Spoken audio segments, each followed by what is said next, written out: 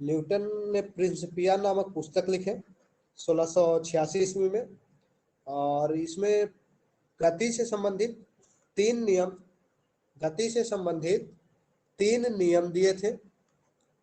सर्वप्रथम गति का नियम जो है न्यूटन ने प्रतिपादित किए थे, और वो 3 नियम। और न्यूटन का जन्म जो है 1642 ईस्वी में 1642 ईस्वी इंग्लैंड में न्यूटन का जन्म हुआ। न्यूटन का मृत्यु जो हुआ वो 1727 ईस्वी में इंग्लैंड में ही हुई थी।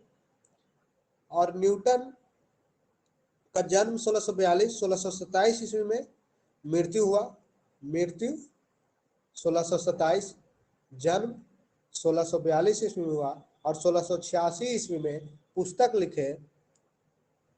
न्यूटन इंग्लैंड के थे, ठीक है। अब न्यूटन जो दिए, इसमें कंफ्यूजन वाली चीज एक है कि बल का परिभाषा जो है न्यूटन के प्रथम गति नियम से मिलता है, और बल का व्यंजक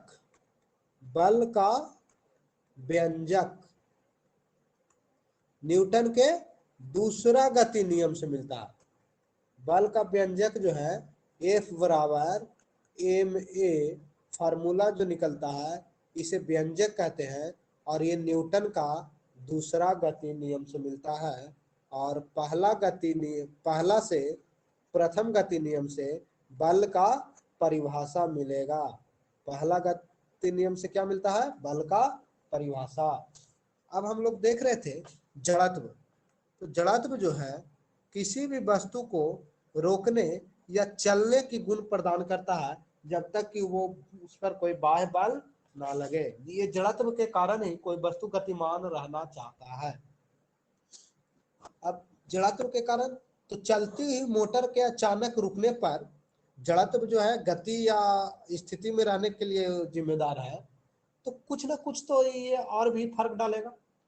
तो कोई भी वस्तु या कोई भी गाड़ी में अगर कोई व्यक्ति बैठा हुआ हो तो चलती हुई मोटर कार के अचानक रुक जाने पर उसमें बैठे यात्री आगे की ओर झुक जाते हैं।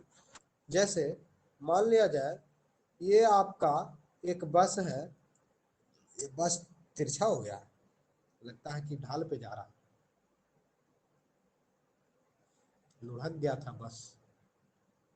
ये बस जा रही है और यहाँ टूटा हुआ सीट लगा हुआ है और बढ़िया वाला आदमी बैठा हुआ है, जो देख रहा हो बैठा हुआ है वही। अब ये बस चल रही थी आगे की ओर, अब ये अचानक रुक जाएगा तो ये बस में बैठा हुआ व्यक्ति जो है आगे की ओर झुक जाएगा। बस रुक जाएगा तो आगे की ओर झुक जाएगा, और बस चलने लगेगा तो पीछे की ओर झटका लगेगा। तो ये जो होता है किसके कारण? जड़त्व के कारण होती है। न्यूटन का प्रथम गति नियम ही कहता है। अब है, जब कोई व्यक्ति चलती हुई रेलगाड़ी या बस से असावधानी पूर्वक उतरता है तो आगे की ओर झुक जाता है। चलती हुई रेलगाड़ी में अगर उतर रहे हो तो आगे की ओर झुक करके उतरिएगा तो आपको खतरा कम होगा। इसका कारण ये है जड़त्व। दूसरी चीज, बस या ट्रेन से जो लफुआ लोग होता है वो उतरते समय क्या करता है? आगे की ओर दौड़ता है। तो दौड़ने का रीजन यही है कि वो गति में बस है और बस से डायरेक्ट आप कूद रहे हैं। जैसे ये बस चल रहा है और आप कूदिएगा तो आपका शरीर तो अभी गति में है यहाँ पे, लेकिन आप बाहर जब यहाँ कूदे तो अभी भी आपका शरीर गति में है, और आप कूदे मतलब यहीं पे आप रुकना चाह रहे हैं, तो ये आगे की ओर झटका देगा। तो इसीलिए चलते समय आगे की ओर दौड़ना जरूरी है, क्योंकि आपको झटका कम लगेगा। अब आगे है बल। तो बल वह बाह्य कारक है जो किसी वस्तु के प्रारंभिक अवस्था में परिवर्तन लाता है या परिवर्तन लाने का चेष्टा करता है, कोशिश करता है। बल वह कारक है जो किसी वस्तु का प्रारंभिक अवस्था में, जैसे ये वस्तु इस प्रकार का है, इसकी अवस्था इस प्रकार का कर दिए तो इस पे बल लगा। इसकी प्रारंभिक अवस्था ये थी और इसकी दूसरी अवस्था ये, तो ये अवस्था चेंज हुआ। किस कारण से? तो बल के कारण से। तो बल वह कारक है जो किसी वस्तु की प्रारंभिक अवस्था में परिवर्तन लाता है या परिवर्तन लाने की कोशिश करता है। बल का मात्रक जो होता है वो न्यूटन है। बल का एसआई मात्रक क्या होगा? बल का एसआई मात्रक न्यूटन। इसे कैपिटल एन से लिखते हैं। कैपिटल एन से लिखने का क्या रीजन है? स्मॉल एन क्यों नहीं लिखे? पहले भी आपको बताया गया है कि कैपिटल एन से या कोई भी संकेत हम लोग दर्शाएंगे तब वह कैपिटल होगा, तो इससे हम लोग समझ जाएंगे सीधा कि उस वैज्ञानिक के नाम के ऊपर ही रखा गया है। कोई भी मात्रक जब बनेगा तो वो उस वैज्ञानिक पर रहेगा तो वहां कैपिटल लिखाएगा, और वैज्ञानिक के नाम नहीं रहेगा तो वो कैपिटल नहीं लिखाएगा।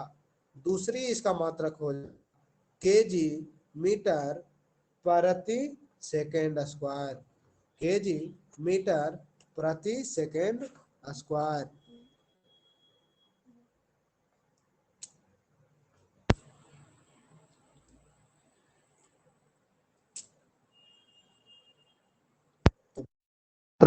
न्यूटन, और न्यूटन को एन से लिखते हैं।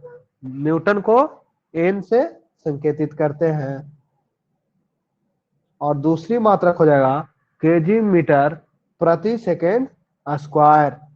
बल अब देखा जाए तो बल एक सदिश राशि है। बल कैसी राशि है? सदिश राशि है। अभी तक हम लोग जो पढ़ रहे थे वो न्यूटन का प्रथम नियम पढ़ रहे हैं, इसलिए अभी तक हमें बल का फॉर्मूला नहीं मिला है। न्यूटन नियम के अनुसार बल का फार्मूला नहीं मिलता है, सिर्फ परिभाषा है। दूसरी है न्यूटन का, एक हम लोग देखे थे जुड़ात्व जो है आपको द्रव्यमान पर निर्भर करता है या नहीं करता है? द्रव्यमान पर जड़त्व जो है निर्भर नहीं करता है, ये संख्यात्मक मान है। इन वस्तु का वजन के ऊपर निर्भर करता है। जड़त्व किस पर निर्भर करेगा? तो जड़त्व जो है आपको वजन के ऊपर निर्भर करता है, द्रव्यमान के ऊपर नहीं। हालांकि ये वजन कहना भी गलत साबित होती है, वजन कहना भी गलत साबित होता है, लेकिन हम लोग याद रखने के लिए शॉर्टकट में ये रखते हैं कि जो जितना बड़ा गाड़ी जो जितना वजनदार रहेगा उसमें जड़त्व उतना ही अधिक होगा। हालांकि ये मेथड नहीं है। दूसरी चीज है न्यूटन का द्वितीय गति नियम। न्यूटन का द्वितीय गति नियम। तो न्यूटन का द्वितीय गति नियम है किसी वस्तु के संवेग में परिवर्तन की दर उस पर लगाए गए बल के समानुपाती होता है।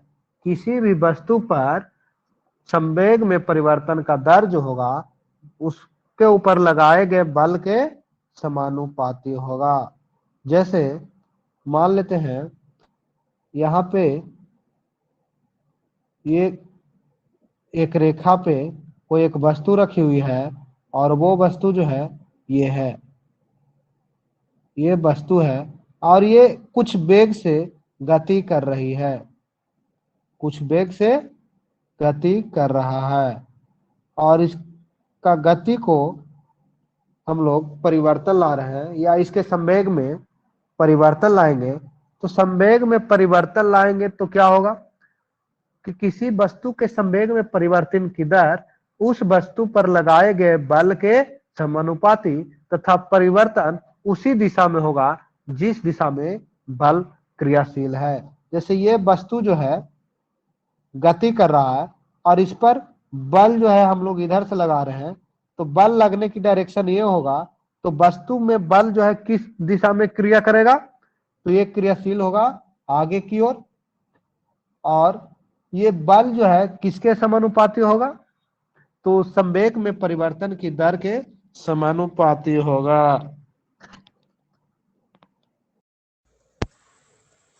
घर के जैसे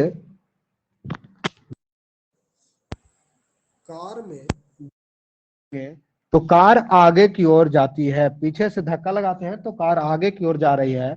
मतलब क्या है कि बल के दिशा में ही क्रियाशील है। और न्यूटन का प्रथम गति नियम से बल की परिभाषा मिलता था, लेकिन द्वितीय गति नियम से बल का व्यंजक प्राप्त होता है। और बल का व्यंजक जो है F बराबर एम ए। ये आपका 9th क्लास में F बराबर एम ए पढ़ना होता है, लेकिन आगे जाकर के F बराबर एम ए कॉस थीटा इसका व्यापक रूप है, एम ए कॉस थीटा। अब यहां पर कॉस थीटा को देखें तो कॉस थीटा का वैल्यू हम लोग देख लेते हैं एक बार। तो जी कॉस जीरो 30,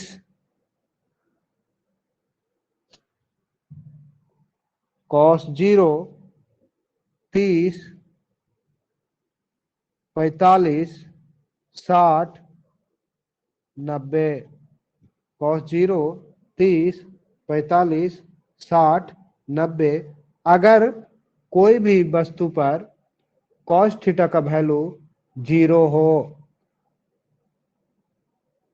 कॉस थीटा का वैल्यू जीरो हो तो क्या होगा?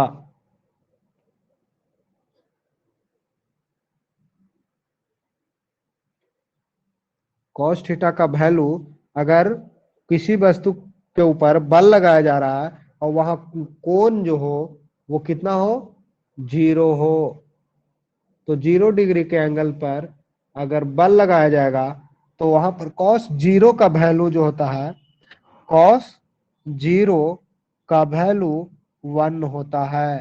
तो बल जो हो जाएगा वो आपका F बराबर एम ए कॉस जीरो। तो कॉस जीरो यानी एम ए गुना 1, मतलब अधिकतम। किसी भी वस्तु के ऊपर लगाया गया बल अधिकतम कब होगा? तो जब कॉस थीटा का मान 0 डिग्री होगा। अब पूछा जाए कि किसी भी वस्तु के ऊपर लगाया गया बल न्यूनतम कब होगा? तो थीटा का मान जो है वो आपका 90 डिग्री, थीटा का मान 90 डिग्री होगा। तो आपका उस वस्तु के ऊपर लगाया गया बल जो है शून्य होगा। कितना हो जाएगा? उस वस्तु के ऊपर लगाया गया बल शून्य होगा।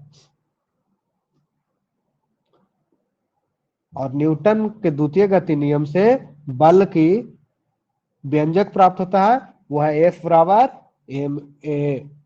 अब न्यूटन का तृतीय गति देखते हैं। तो तृतीय गति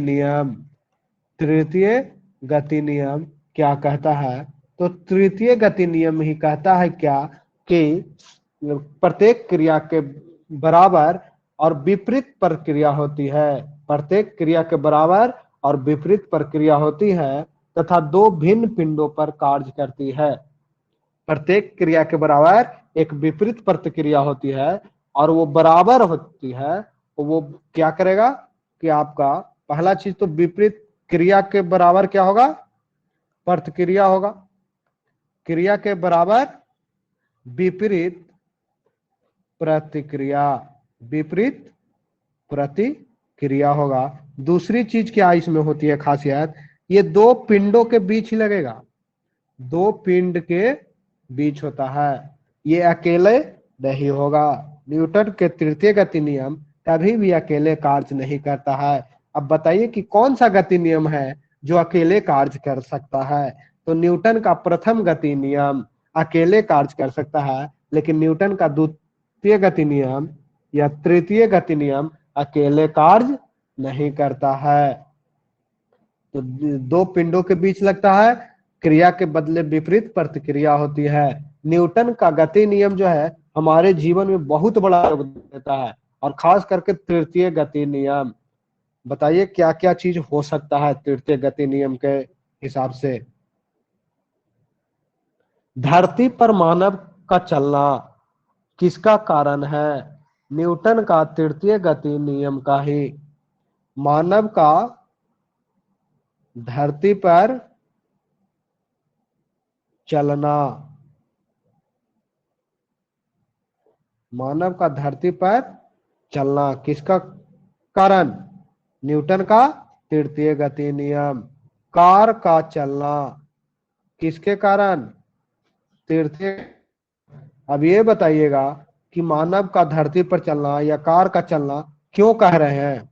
क्योंकि क्रिया के बदले विपरीत प्रतिक्रिया कर रही है और इस कारण से धरती टूट नहीं रही है। आदमी का, मानव का कुर्सी पर बैठना, कुर्सी पर बैठना और कुर्सी ना टूटना, कुर्सी ना टूटना मतलब कुर्सी पर जब हम बैठते हैं तो ऊपर से कुछ प्रेशर लगाते हैं, वजन डालते हैं उस पर, तो कुर्सी भी हमारे ऊपर उतना ही वजन डालता है जितना वजन हम डाल रहे हैं, तो कुर्सी वो नहीं टूटता। अगर वजन ज्यादा डाल दिया जाए तो कुर्सी क्या हो जाएगा? टूट जाएगा। अगर हम 10 kg का वजन लगा रहे हैं और कुर्सी हमारे ऊपर 5 kg का वजन लगा रहा है तो कुर्सी टूट जाएगा। और अगर हम 10 kg का वजन लगा रहे हैं और कुर्सी हमारे ऊपर 11 kg का वजन लगा दिया तो हम लोग क्या कर जाएंगे? जंप कर जाएंगे, उछल जाएंगे कुर्सी पर से। ठीक है, तो न्यूटन के तृतीय गति नियम से ही एक और कारण है, सूर्य व पृथ्वी जो है एक दूसरे के चारों ओर चक्कर लगाते रहते हैं, क्योंकि जितने गति से, जितने बल से सूर्य पृथ्वी को अपनी ओर खींचती है उतने ही बल लगाकर पृथ्वी जो है सूर्य को अपनी ओर खींचती है।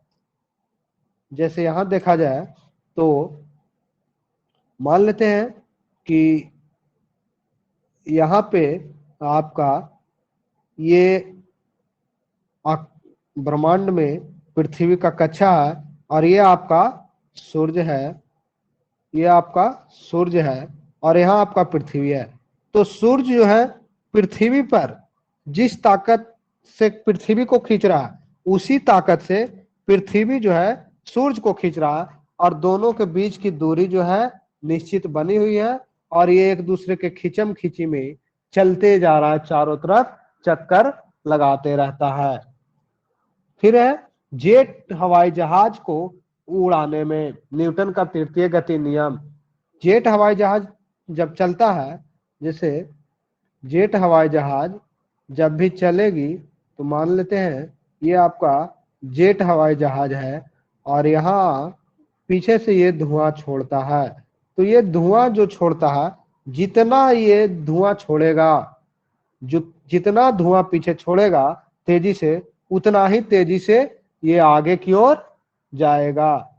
तो ये क्रिया क्या पीछे की ओर, तो हवा का वेग जो है इसको आगे की ओर धकेलने में कार्य करता। गुब्बारा भरा हुआ, हवा से भरा हुआ गुब्बारा को जब हम लोग छोड़ते हैं तो वो ऊपर की ओर उड़ने लगता है। जितनी तेजी से उसमें हवा नीचे निकलती है उतने ही तेजी से वो ऊपर की ओर उड़ता है। ये न्यूटन के तृतीय गति नियम से ही होता है। नाव से किनारे पर कूदने पर नाव का पीछे हटना, नाव में अगर कूदते हैं या कहीं भी नदी अगर मान लिया जाए और नदी में हम लोग कोई किसी चीज पे खड़ी है, जैसे ये जो है आपका एक नदी हो और यहाँ हम लोग एक नाव है, ये नाव है और इस नाव पर से यहाँ कोई व्यक्ति यहाँ से यहाँ पे कूदना चाह रहा है, तो ये जब कूदेगा तो ये जो वस्तु था ये पीछे की ओर हटेगा। तो इसका रीजन है न्यूटन का तृतीय गति नियम, क्योंकि इस व्यक्ति ने इतना ज्यादा ताकत लगा दिया जितना कि ये नाव नहीं लगा पाया, इसलिए नाव पीछे हट गया, व्यक्ति आगे चल गया। ठीक है, किसी भी जगह पे आप देखे होंगे धावक जो लोग होते हैं वो आपका, या फिर जो लॉन्ग जंप करते हैं, तो लॉन्ग जंप करने वाले जंप करने से पहले हल्का धरती पर कस के अपने पैर पटकते हैं। क्यों पैर पटकते हैं? रीजन ये है कि वो पैर पटकने से धरती भी उतना ही ज्यादा उस पर बल लगाएगा और वो धरती बल लगाएगा तो वो आगे की ओर उसे फेंकेगा। ठीक है, ये थी न्यूटन के तृतीय गति नियम। न्यूटन का तृतीय गति नियम से बल का गुण प्राप्त होता है। पहला नियम से बल का परिभाषा, बल का परिभाषा। दूसरा नियम से आपका प्राप्त होता है F बराबर m में बल का व्यंजक। तीसरा नियम से जो है बल का गुण प्राप्त होता है। क्या चीज? बल का गुण प्राप्त होता है। आज यहीं तक, आगे नेक्स्ट क्लास में देखेंगे।